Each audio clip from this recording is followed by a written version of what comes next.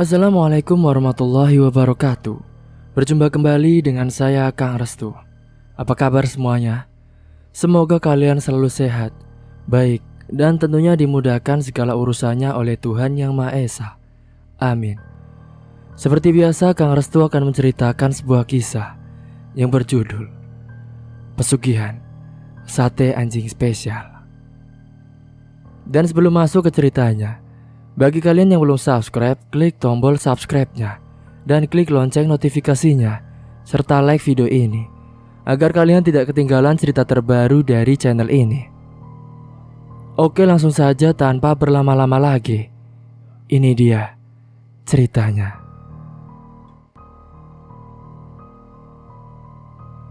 Assalamualaikum, Dam. Mana setoranmu bulan ini? Ujar Arkan menagih jatah uang sewa kios pada Damiri. Aku lagi belum ada uang nih. Kalau aku bayar separuhnya dulu, boleh tidak? Daganganku lagi sepi ini, ucap Damiri. Seharusnya aku gak mau bayar separuh-separuh gitu, tapi berhubung aku kasihan kepadamu, baiklah. Tapi nanti tanggal 15, kau sudah harus ada uang untuk melunasinya. Kalau tidak, silahkan kau cari kios lain saja, jangan di sini, ucap Arkan. Kemudian Damiri pun mengangguk dan kembali ke kasiran. Dan dia mengambil uang serta membayar sewa kiosnya separuh dulu. Dan dia akan mengusahakan agar nanti tanggal 15 sudah ada uangnya untuk melunasinya. Usai Arkan pergi dari kiosnya, Damiri pun termenung meratapi nasibnya yang kurang beruntung itu. Damiri ini jualan sate ayam dan kambing, namun untuk porsi kambingnya hanya sedikit sekali karena dia tak mampu beli daging banyak. Penghasilannya hanya berputar-putar di modal dan kebutuhan rumah, tanpa ada pendapatan lebih, jadi hasilnya ya segitu-segitu saja. Sementara dirinya harus menghidupi keluarga kecilnya. Damiri sudah menikah dengan Aina dan mereka punya 2 anak masih kecil-kecil. Dan Aina hanya di rumah mengurus anaknya, sementara Damiri harus berdagang sendiri setiap harinya. Dan singkatnya, ketika menjelang sore, karena masih saja sepi pembeli, Damiri mutusin untuk tutup kios dan kembali pulang membawa sisa-sisa daging yang masih belum laku terjual. Dan setibanya di rumah, Aina lagi nyapu halaman dan dia menanyakan jualannya hari ini. Dengan lesu dan lemas Damiri menjawab kalau dagangannya sepi lagi. Dia hanya mendapat uang dikit dan tadi sudah di story buat bayar sewa kios, itu pun cuma separuh. Untungnya Aina ini tak menuntut lebih. Dia selalu mendukung Damiri dalam kondisi apapun. Dan Aina hanya meminta uang untuk keperluan makan keluarganya saja. Damiri pun memberikan uang sisa tadi yang tidak seberapa. Dan Aina berujar pada Damiri, dengan uang segini mungkin lauknya cuma seadanya saja, yang penting ada nasinya. Damiri pun tidak masalah akan hal itu. Dan setelahnya dia lanjut lagi pergi mandi lalu istirahat. Usai bebersih, Damiri kemudian main sama Rio dan Yanto sembari menunggu Aina selesai masak. Kedua anaknya itu berumur 5 dan 7 tahun. Dan kala itu mereka sedang main rumah susun bongkar pasang. Dan singkatnya, usai makanan telah siap, mereka pun lanjut makan malam bersama. Setelahnya Bu Aina dan Yanto menemani Rio yang lagi belajar di dalam kamar. Sementara Pak Damiri dia memilih menenangkan diri, dudukan di depan teras rumah dengan secangkir kopi dan wafer camilannya. Pak Damiri mengawang-awang bagaimana caranya supaya dirinya itu bisa punya uang banyak, atau dagangannya sajalah biar bisa laris. Dan Pak Damiri merasa kalau racikan satenya itu sudah enak, karena pas dulu tetangganya disuruh nyicipin, mereka juga pada bilang enak. Dan usai dudukan lama di teras, malam itu awan yang gelap akhirnya menurunkan air yang bergerombol dan membuat tanah menjadi basah. Suasana pun mendadak dingin dan malam pun semakin larut.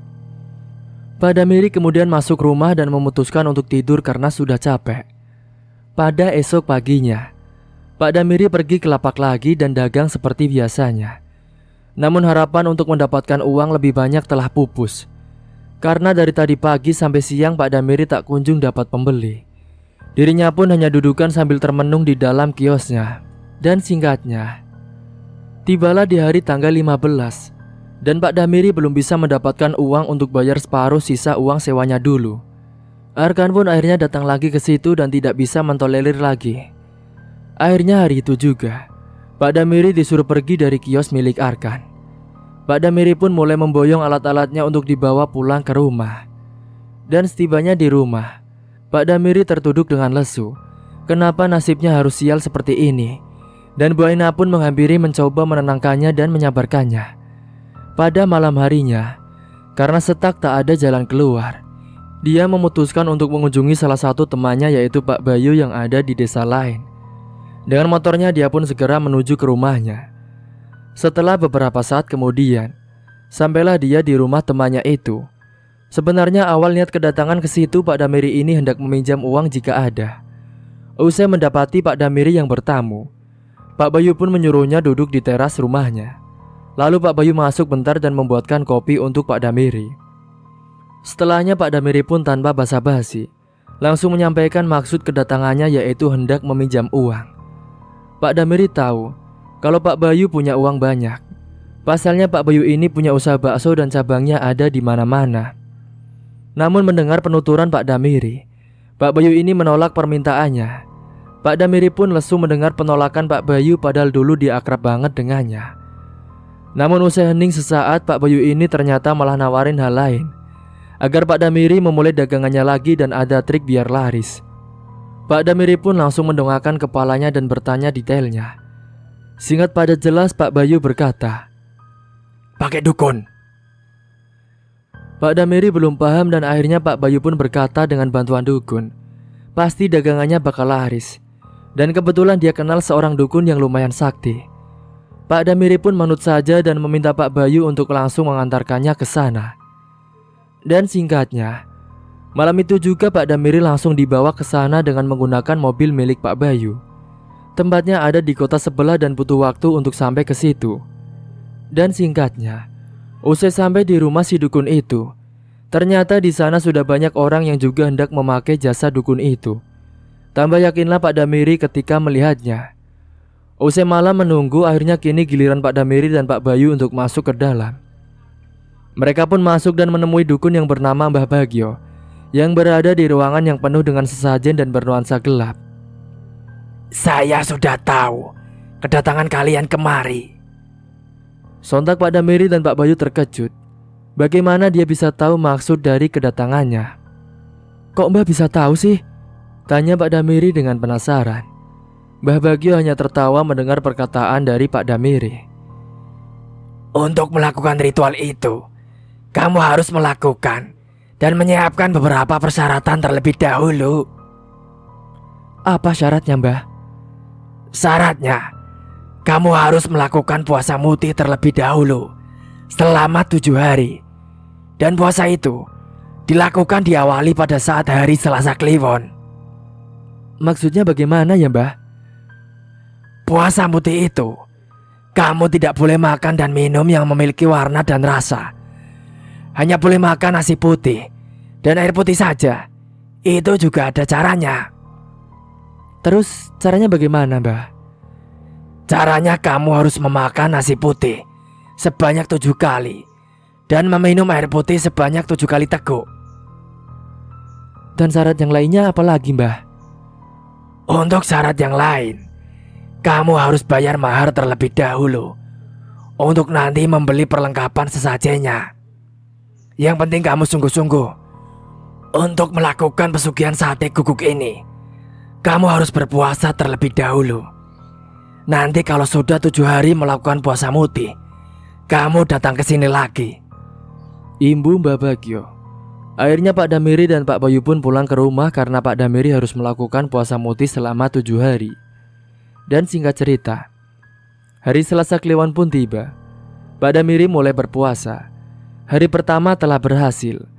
Hari kedua juga berhasil, begitu juga hari berikutnya telah dilalui Pak Damiri dengan berhasil. Pak Damiri makan dan minum sama seperti apa yang sudah diberitahu oleh Mbah Bagio. Setelah selesai melakukan puasa muti, Pak Damiri pergi ke rumahnya Pak Bayu. "Bay, nanti aku mau pinjam uang kamu, boleh tidak? Buat bayar mahar.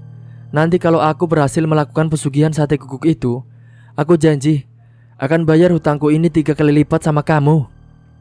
"Iya, tenang saja, aku pasti akan pinjamin." "Makasih ya, Bay.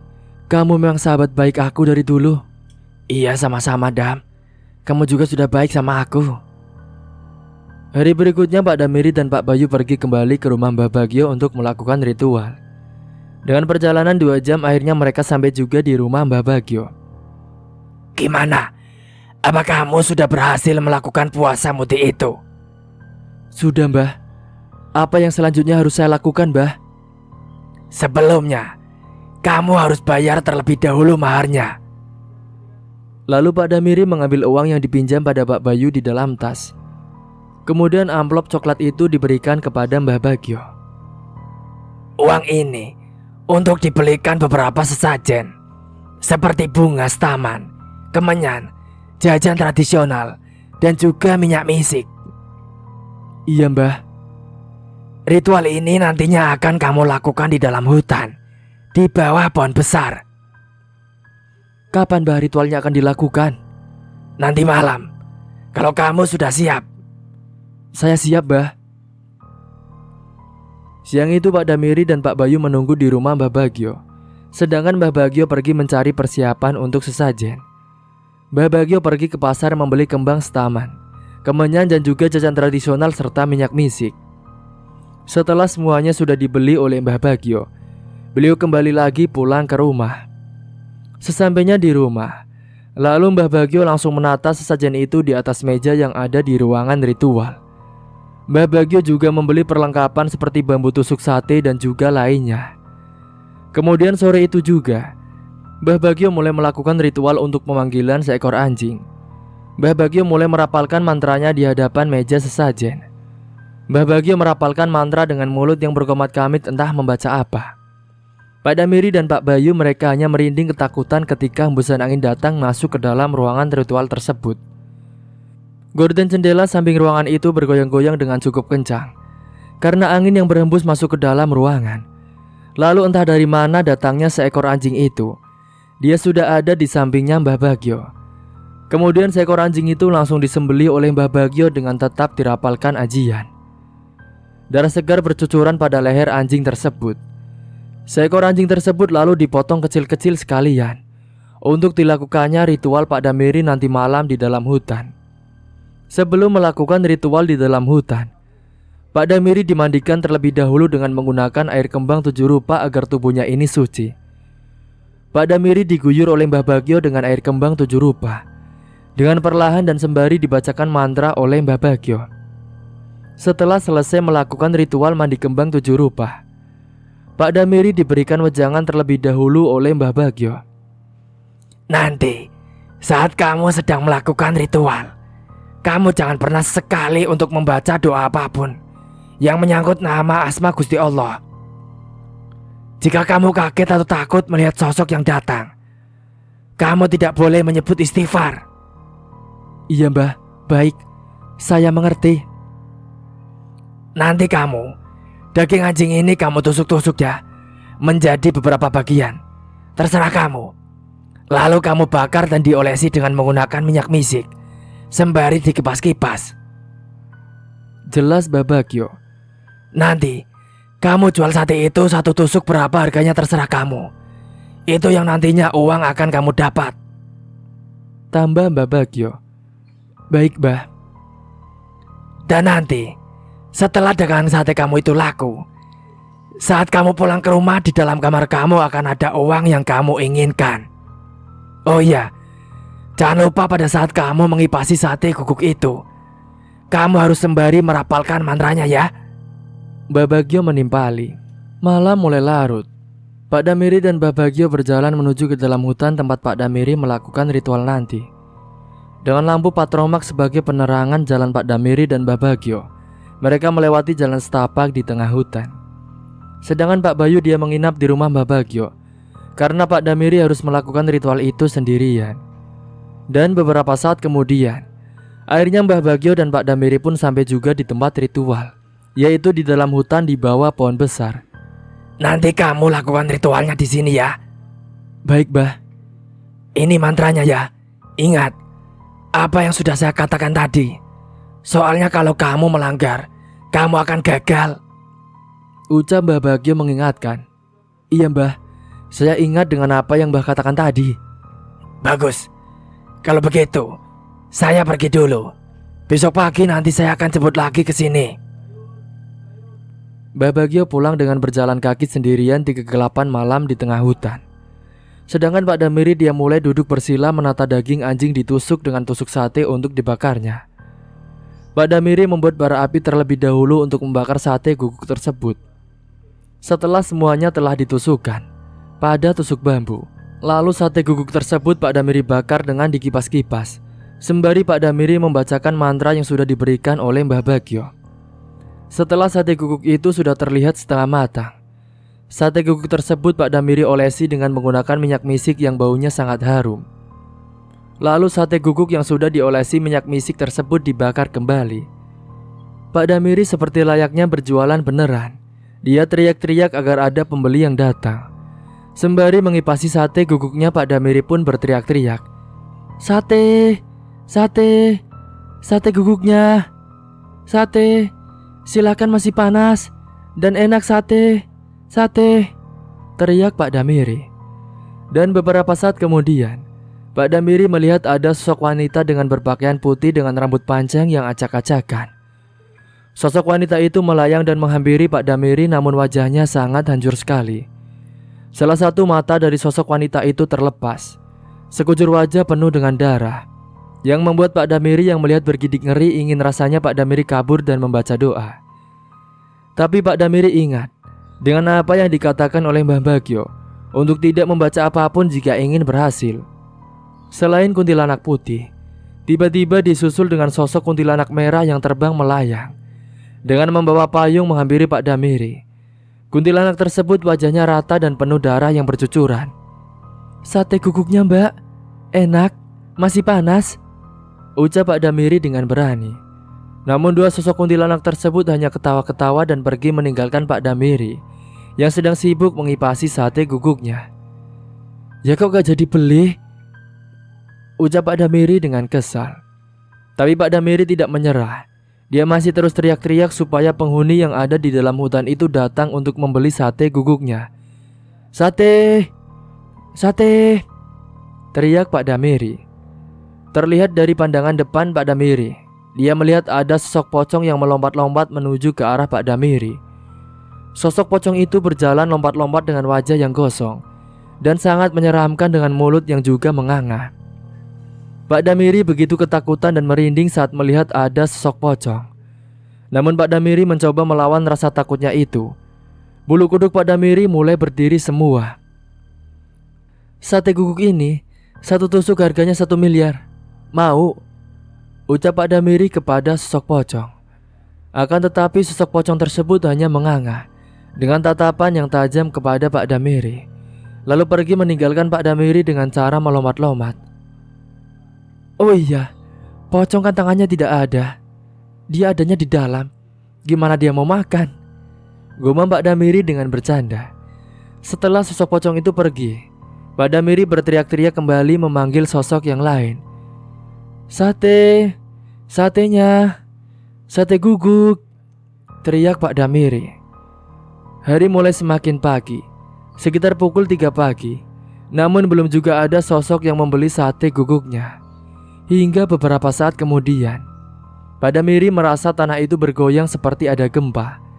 Ternyata ada sosok genderuwo dengan badan yang tinggi besar, dengan bulu lebat yang berwarna hitam, dan tatapan yang tajam merah menyala, gigi taring yang keluar dari dalam mulut serta lidah yang mengeluarkan air liur. Sontak Pak Damiri sangat ketakutan dan gemetaran sekali tubuhnya ketika melihat sosok genderuwo itu. Pak Damiri sudah keringat dingin, tubuhnya juga gemetaran. Bulu kuduk di sekujur tubuhnya juga berdiri semua. "Sate guguk mau? Satu tusuknya seharga 1 miliar. Enak, masih panas," ucap Pak Damiri kepada sosok genderuwo. Lalu sosok genderuwo tersebut mengangguk, dan sosok genderuwo itu duduk di hadapan Pak Damiri dan memakan semua sate guguk milik Pak Damiri yang berjumlah 10 tusuk. Dengan lahapnya sosok genderuwo itu memakan semua sate guguk. Pak Damiri pun tersenyum senang karena dagangan sate guguknya telah laku semua. Setelah semua satenya telah dimakan dan dihabiskan oleh sosok genderuwo itu, lalu sosok genderuwo itu pergi menghilang entah kemana. Tubuh Pak Damiri masih tetap gemeteran setelah melihat sosok genderuwo yang menyeramkan itu. Hari sudah mulai pagi. Semburat sinar matahari dari ufuk timur sudah terlihat cahayanya. Dan beberapa saat kemudian, tiba-tiba saja ada Mbah Bagio yang datang menghampiri Pak Damiri. Gimana? Laku semua dagangan kamu? Laku, Mbah. Dibeli sosok genderuwo. Berarti kamu sudah berhasil. Ayo, sekarang kita pulang. Lalu mereka berdua pun pulang dengan menyusuri jalanan setapak di hutan. Sampainya di rumah Mbah Bagio, sudah ada Pak Bayu yang menunggu Pak Damiri di depan rumah Mbah Bagio. Gimana, Dam? Berhasil tidak? Tanya Pak Bayu. Berhasil, Bay. Tenang saja. Pak Damiri dan Pak Bayu pun berpamitan pulang kepada Mbah Bagio. Namun sebelum pulang, Mbah Bagio memberitahu terlebih dahulu kepada Pak Damiri. Sebelum mereka pulang, Mbah Bagio melakukan ritualnya terlebih dahulu. Mbah Bagio ini mengambil sebuah pucukan bambu kecil seukuran ibu jari, di mana ujung bambu itu terdapat seperti benjolan gede yang aneh sekali. Lalu Mbah Bagio membacakan mantra ke arah bambu itu dan mengasapinya. Dan singkatnya, usai ritual selesai, Mbah Bagio ini menuturkan kepada Pak Damiri untuk fokus jualan sate kambing saja.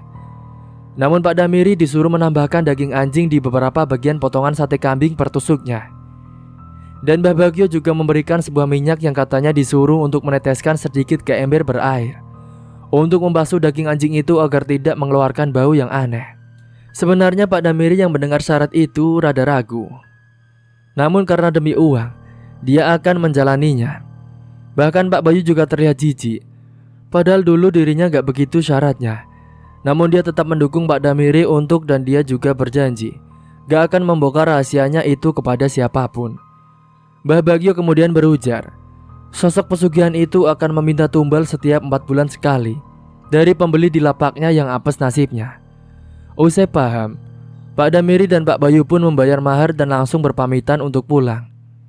Ini, Mbah, uang maharnya. Mbah Bagio pun menerima uang itu. Dan Pak Damiri langsung pamit dengan Pak Bayu untuk pulang. Kalau begitu kami permisi pulang dulu, Mbah. Terima kasih banyak ya, Mbah.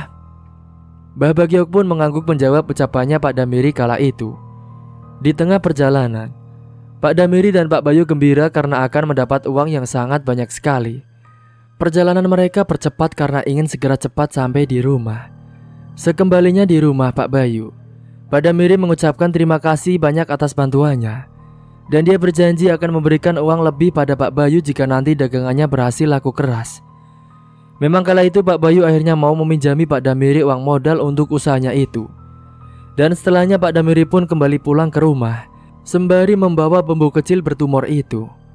Dan singkat waktu, usai Pak Damiri menjalankan apa yang dititahkan Mbah Bagio, benar saja dagangannya laku keras. Kini Pak Damiri memang sudah buka lapak lagi di pinggir jalan dengan terpal seadanya. Meskipun begitu, banyak yang beli di lapaknya itu padahal Pak Damiri sama sekali tidak melakukan promosi. Sementara daging anjing campurannya, Pak Damiri dapat dari pasar gelap melalui temannya yang lain. Dan Pak Damiri sudah siap terima jadi potongan. Jadi Pak Damiri tak terlalu menetelinya di rumah, karena bahaya jika Bu Aina sampai tahu. Namun saat Bu Aina di dalam kamar mandi sedang buang air kecil, tiba-tiba saja dia mendengar ada suara seperti ada orang yang sedang menyapu di halamannya belakang rumah. Akhirnya setelah selesai buang air kecil, karena penasaran Bu Aina pun beranjak ke belakang rumah. Saat dirinya membuka pintu belakang rumah, betapa terkejutnya Bu Aina melihat di sana ada sosok kuntilanak dengan rambut panjang acak-acakan. Kedua matanya juga melotot tajam menatap ke arahnya. Sontak Bu Aina pun terdiam, tubuhnya kaku tidak bisa digerakkan. Hingga akhirnya dia pun ambruk pingsan. Sementara Pak Damiri khawatir karena istrinya tidak lewat-lewat. Padahal tadi katanya mau buang air kecil sama cuci muka. Akhirnya Pak Damiri pun menghampiri Bu Aina ke belakang, karena takutnya terjadi apa-apa dengannya. Dan benar saja, saat Pak Damiri menghampiri ke belakang, ternyata Bu Aina sudah terkapar di lantai. Saat itu Pak Damiri langsung teriak meminta tolong Reo mengangkat ibunya. Kebetulan malam itu Reo yang ada di dalam kamar juga belum tidur. Reo, cepat sini, bantuin. Iya, Pak. Segera Rio dari dalam kamarnya lari terbirit-birit menghampiri ke belakang. "Ibu kenapa, Pak?" "Udah, ini bantu angkat dulu." Setelahnya Bu Aina pun diangkat dan dibawa ke dalam kamar. Pak Damiri mencoba mengolesi dengan minyak angin kayu putih. Hingga akhirnya beberapa saat kemudian Bu Aina pun sadar juga dari pingsannya. "Re, ambilin air putih ya buat ibu." "Iya, Pak." Segera Rio pun pergi ke dapur untuk mengambilkan air putih. Namun saat dirinya mau balik lagi ke kamar, dia mendengar ada suara tapakan kaki di belakang tubuhnya. Sontak Rio pun menoleh ke belakang. Tapi saat dia menoleh ke belakang, ternyata tidak ada apa-apa. Dia pun merinding dan lanjut berjalan ke kamar memberikan air putih untuk ibunya. "Ini Bu, diminum dulu airnya." "Makasih ya nak." Segera Bu Aina pun menenggak air putih itu perlahan-lahan, dan dia sudah merasa lebih tenang. Setelahnya Bu Aina pun disuruh Pak Damiri untuk tidur. Karena dikiranya Bu Aina itu kecapean, makanya sampai pingsan. Sedangkan Pak Damiri malam itu setelah Bu Aina tidur, dia pergi ke depan teras rumah dudukan sambil ngopi dan menikmati suasana malam. Namun tiba-tiba saja hembusan angin kencang datang dan membuat dirinya merasa merinding. Tidak hanya itu, Pak Damiri juga mencium bau busuk yang menyeruak kala itu. Sesaat kemudian Pak Damiri dikejutkan dengan suara anjing yang menggonggong. Sontak dia pun mengedarkan pandangannya mencari sumber suara anjing yang menggonggong itu. Akan tetapi tidak melihat juga. Setelahnya Pak Damiri pun tidak terlalu menghiraukan. Dia lanjut menyeruput kopinya itu sambil sekali menghisap batang rokok. Saat dia sedang melamun, Pak Damiri kaget melihat ada bayangan putih yang tiba-tiba saja melintas di hadapannya. Dan sesaat kemudian, Pak Damiri melihat ke arah pohon yang sudah ada di depan rumahnya itu. Dan saat diamati, betapa terkejutnya Pak Damiri melihat ada sosok kuntilanak yang saat itu sedang dudukan di atas pohon, dengan rambut panjang acak-acakan dan pakaian putih lusuh sambil ketawa-ketawa. Pak Damiri yang takut, akhirnya pun dia segera beranjak pergi ke dalam rumah. Dan singkatnya, akhir-akhir ini Pak Damiri selalu diganggu dengan suara-suara aneh di dalam rumahnya. Bahkan Pak Damiri juga bermimpi yang buruk setiap tidur. Waktu itu saat Pak Damiri sedang menonton televisi, dia melihat di depan televisi itu ada bayangan hitam. Bayangan hitam itu terus bolak-balik di hadapan Pak Damiri. Namun Pak Damiri tidak terlalu menghiraukan bayangan itu. "Kamu kenapa sih Mas? Kok ketakutan gitu?" "Itu loh di depan, ada bayangan hitam. Kamu lihat tidak?" "Mana Mas? Tidak ada apa-apa kok," jawab Aina. Ternyata yang melihat bayangan hitam itu cuma Pak Damiri, karena Aina tidak dapat melihat bayangan itu. Dan di saat itu juga, pintu kamar Pak Damiri dan Aina itu tiba-tiba saja menutup dengan sendirinya. Ketika itu Pak Damiri melihat bayangan hitam itu pergi menuju ke dalam kamar Pak Damiri. Padahal tidak ada angin yang datang. Tapi anehnya pintu kamar Pak Damiri itu bisa menutup dengan sendiri dengan kencang. "Kok pintunya bisa nutup sendiri sih Mas? Aneh." "Sudah, tidak usah berpikir aneh-aneh," jawab Pak Damiri. Pada malam harinya, ketika Pak Damiri tertidur pulas, di dalam mimpinya dia bertemu dengan Sok Genderuwo. Yang saat itu Pak Damiri bertemu ketika Genderuwo membeli sate guguk. Dan di dalam mimpi itu, Pak Damiri berada di tempat yang sama, yaitu di dalam hutan yang waktu itu.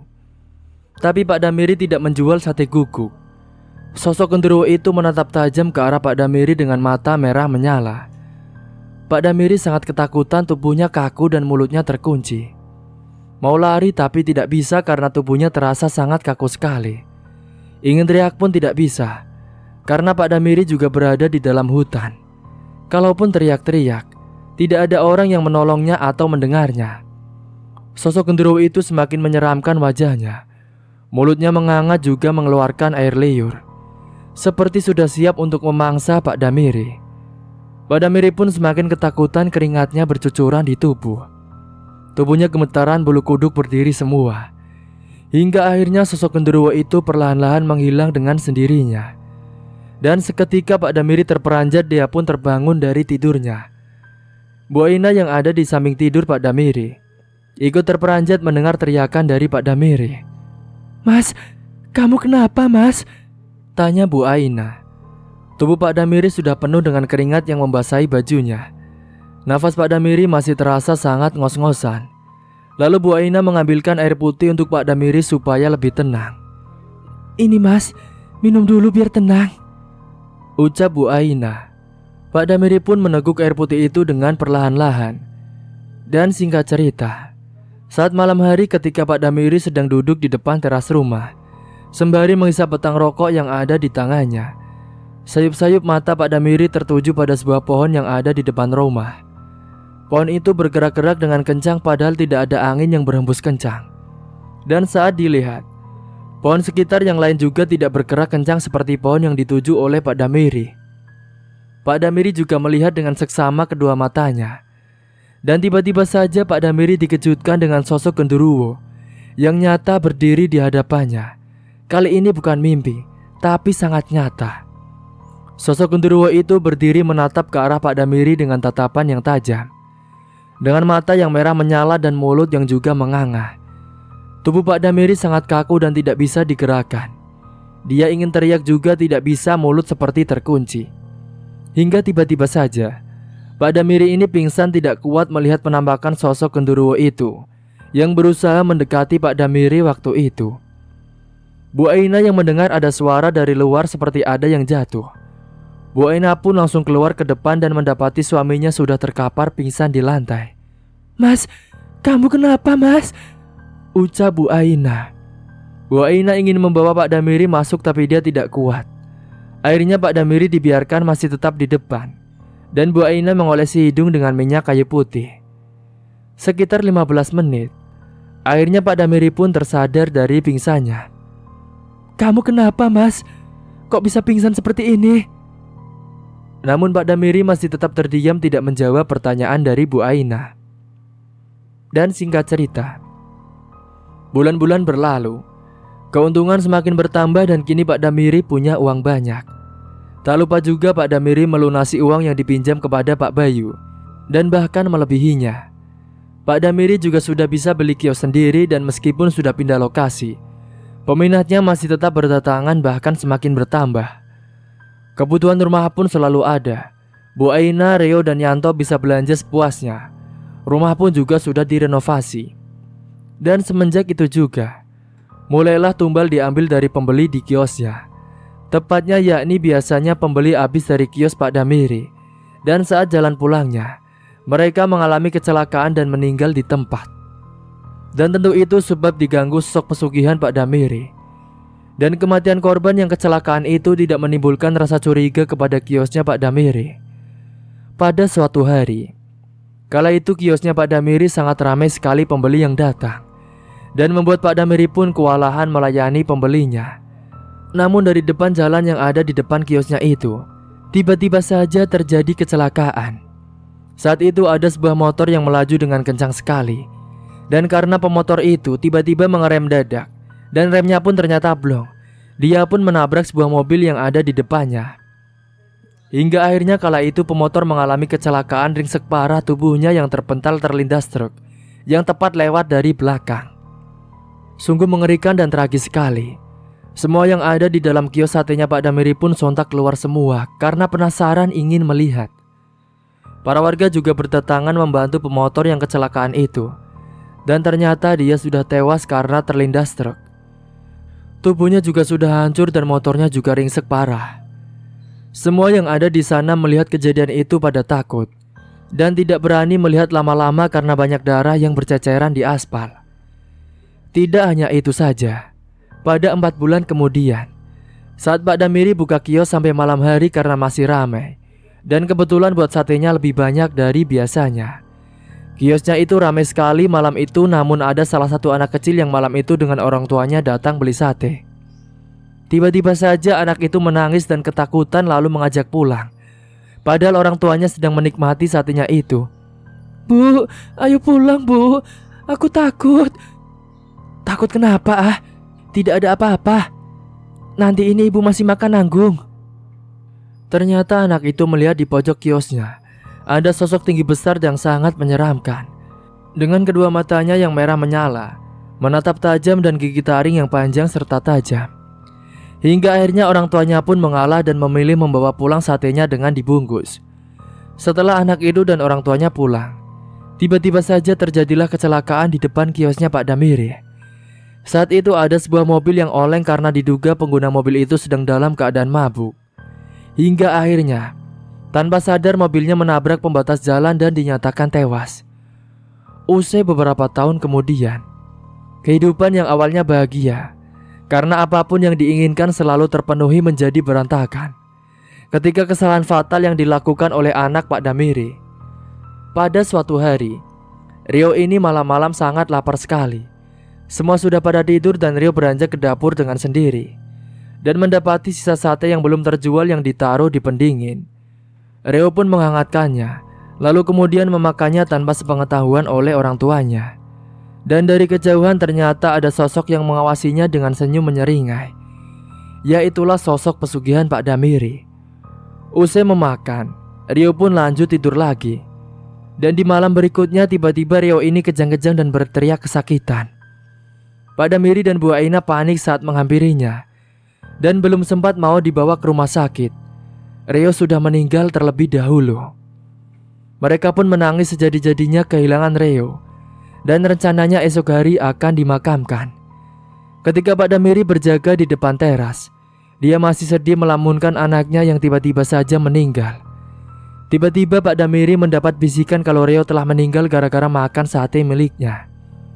Mendengar bisikan yang entah tak ada wujudnya itu, Pak Damiri beranjak memastikan jumlah sate di pendingin. Dan ternyata benar saja jumlahnya berkurang. Pak Damiri pun lemas mengetahui fakta itu, namun dia tak memberitahukan kepada Bu Aina. Pada esok harinya, pemakaman pun dilaksanakan.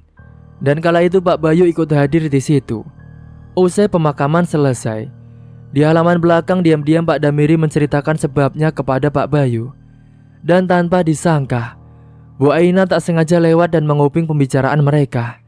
Bu Aina langsung terkejut ketika mendengar faktanya. Dia kecewa, ternyata suaminya telah menyimpang selama ini. Dan semenjak itulah Bu Aina mendiamkan Pak Damiri tanpa menyebutkan alasannya. Usai 7 hari pengajian Rio, kemudian Bu Aina ini mengemasi pakaiannya dan hendak membawa Yanto pergi dari rumah itu. Pak Damiri yang heran dia mencoba meminta penjelasannya. Dan Bu Aina pun berkata dia sudah tahu sebab meninggalnya Rio. Ia meminta Pak Damiri untuk menceraikan dirinya dan membiarkan dia pergi dari rumah itu dengan membawa Yanto. Karena Bu Aina sudah tahu kebenarannya, jika Pak Damiri mencegah Bu Aina, maka dia akan membongkar semuanya. Akhirnya Pak Damiri pun menuruti keinginannya Bu Aina. Dan semenjak itu Pak Damiri telah bercerai dengan Bu Aina. Namun usai beberapa hari, Pak Damiri ternyata masih belum sanggup kehilangan Bu Aina, hingga membuat dirinya tak fokus dan lupa menaburkan minyak dari Mbah Bagio saat mengolah daging anjingnya itu, hingga nanti rasanya menjadi aneh. Dan benar saja, saat sedang membuka lapak banyak pelanggan, pelanggan pun justru memutahkan sate yang dimakannya itu. Pak Damiri pun langsung mendapatkan komplain dari para pelanggannya. Namun ketika sedang ribut-ribut, tiba-tiba ada salah seorang anak kecil yang lagi makan juga di lapaknya, yang mendadak kerasukan dan mengamuk tak jelas di situ. Para orang di situ menjadi panik, apalagi orang tua bocah itu. Buru-buru salah satu orang yang pergi mencari ustadz, karena bocah itu sudah memegang sebuah pisau di kios itu, dan hal itu bisa saja melukai orang lain atau bahkan dirinya sendiri. Dan singkatnya, ustadz pun didatangkan. Namanya Ustadz Topik. Ustadz Topik merasa ada yang aneh dengan kios itu. Namun dia mengesampingkan itu dulu karena harus menyadarkan bocah itu. Dengan kemampuannya Ustadz Topik berhasil merebut pisau di tangannya. Dan kemudian dia mulai membacakan doa membuat bocah itu meronta-ronta hingga akhirnya pun disadarkan. Setelahnya Ustadz Topik beralih ke Pak Damiri. Dia pun mulai menginterogasinya. Bahkan Ustadz Topik juga menemukan bambu misterius di bawah gerobak lapak Pak Damiri. Sebelum melakukan proses ruqyah, Ustadz Topik menyiapkan terlebih dahulu air putih untuk didoakan nantinya. Setelah itu Ustadz Topik memegangi kepala Pak Damiri dengan terus membacakan ayat-ayat suci Al-Quran. Mulut Ustadz Topik berkomat-kamit membaca ayat-ayat suci Al-Quran, hingga pada akhirnya Pak Damiri memberontak seperti kesurupan. Ustadz Topik semakin keras membaca ayat-ayat tersebut.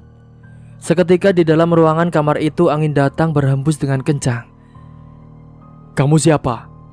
tanya Pak Ustadz pada sosok yang ada di dalam tubuh Pak Damiri.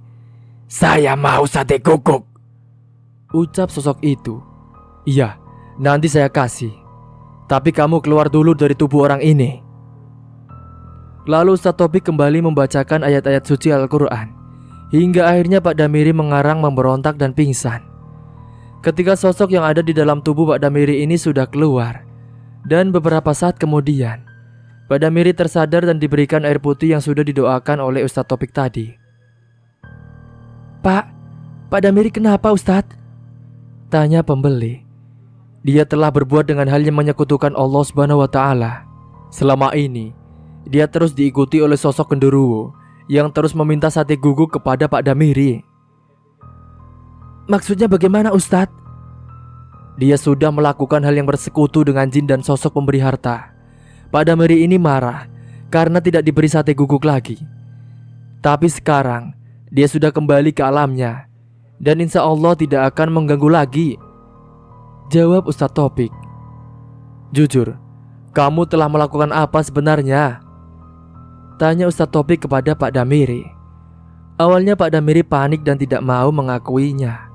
Kemudian saat sedang lengah, Pak Damiri mencoba kabur dan berlari karena tak mau tertangkap jika apa yang dilakukannya itu terbongkar.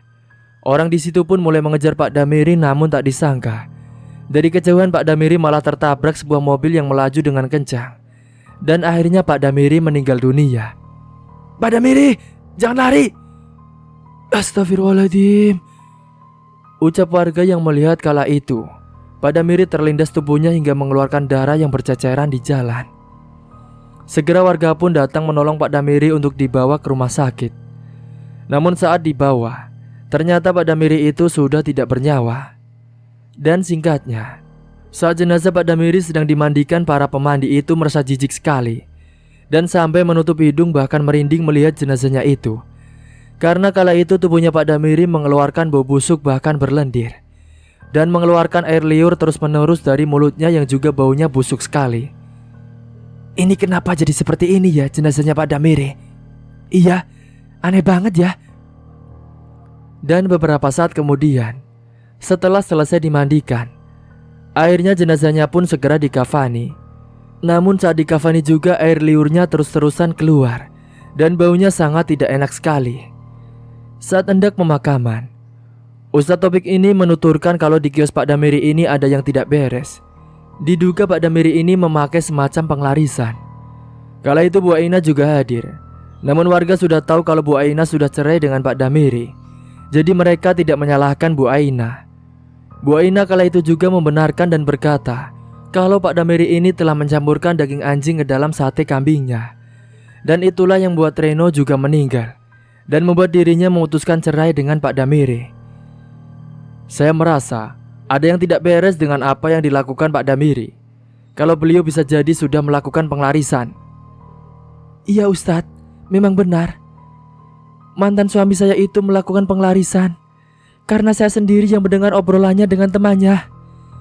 Dia memang mencampurkan satenya dengan daging anjing ke dalam sate kambingnya." "Astagfirullahaladzim," ucap semua orang sambil geleng-geleng. "Bahkan anak saya Reo yang meninggal itu gara-gara makan satenya yang dibuat oleh suami saya Ustadz. Maka dari itu saya memutuskan memilih bercerai dengan dia karena saya juga tidak tahu awalnya," imbu Bu Aina. Sontak para warga terkejut mendengarnya. Namun untungnya semua telah berakhir. Pemakaman pun akhirnya dilaksanakan. Namun ada yang aneh dengan jasad Pak Damiri, karena pasalnya dari mulutnya itu keluar liur yang tidak berhenti-berhenti seperti halnya anjing. Namun pemakaman pun tetap dilaksanakan. Dan setelah itu, kios dan rumah Pak Damiri dibiarkan terbengkalai begitu saja. Cerita pun selesai. Jangan curang dalam berdagang, apalagi dengan mencampurkan daging yang haram. Berdaganglah dengan jujur dan dengan cara yang halal. Jangan menghalalkan dengan cara untuk mendapatkan uang banyak, apalagi dengan cara melakukan perbuatan sesat dan menyimpang agama. Sudah pasti itu dosa besar dan tidak berkah. Semoga kita selalu dalam lindungan Allah Subhanahu wa Ta'ala dan dijauhkan dari hal-hal yang demikian. cerita pun tamat. Dan seperti biasa bagi kalian, tolong ambil sisi positifnya dan buang sisi negatifnya. Mungkin itu saja yang dapat saya sampaikan. Kurang lebihnya mohon maaf apabila ada salah kata ataupun ucapan yang kurang berkenan bagi kalian semua. Sampai jumpa di cerita selanjutnya. Akhir kata, wassalamualaikum warahmatullahi wabarakatuh.